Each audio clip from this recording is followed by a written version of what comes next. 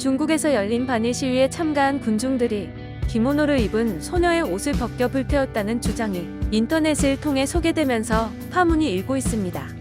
기모노 화형 사건으로 불리고 있는 이 사고는 지난 16일 중국 쓰촨성 청두에서 일어난 것으로 전해지고 있습니다. 반일 시위 도중 분노한 군중들이 기모노를 입은 중국 소녀에게 옷을 벗을 것을 요구했고 소녀의 옷을 빼앗아 화형식을 열었다는 것입니다. 이 주장은 중국의 블로그에 실리면서 충격을 주고 있는데 반일 시위대가 강탈한 기모노는 사실은 중국의 민속복으로 확인되었다는 주장도 나왔습니다. 기모노와 비슷한 중국 전통 의상을 입은 소녀가 친구와 함께 영화 구경을 나갔다가 격분한 시위대를 만났고 소녀의 옷을 기모노로 착각한 시위대의 강압에 따라 이와 같은 사건이 일어났다는 것입니다. 기모노 화형 사건의 진위 여부는 아직 확인되지 않은 상태입니다. 이 사건이 사실이든 누군가 허위로 지어낸 거짓이든 여부에 관계없이 중국 젊은이들의 반일 감정이 크게 상승하고 있다는 대다수 네티즌들의 의견입니다. 하지만 중국 내에서의 과한 시위는 예전에도 문제가 된 바가 있습니다.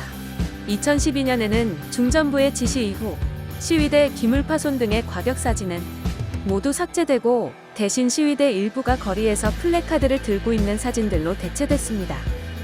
심지어 20일 당일 가장 격렬한 시위가 발생했던 선전시 소재 신문들도 시위 사진들을 모두 일면에서 빠졌으며 일본 우파 지방 의원 등의 다오이다오 상륙과 중국 외교부의 엄정 항의 등 내용도 모두 국제면에 배치됐습니다.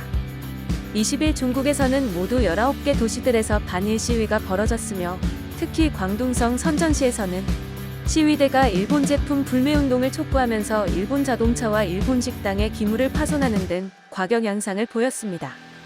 중국 내 한 언론 관계자는 기자들을 파견해 시위를 취재했지만 곧바로 중전부의 축소보도, 신화통신 기사 게재 지침이 내려와 자체 취재한 시위 사진과 기사를 내릴 수밖에 없었다고 말했습니다.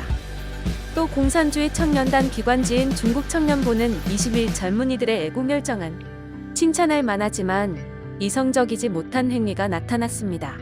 그 행위는 애국이 아니다라면서 과격 시위 자제를 호소하는 사설을 게재했습니다.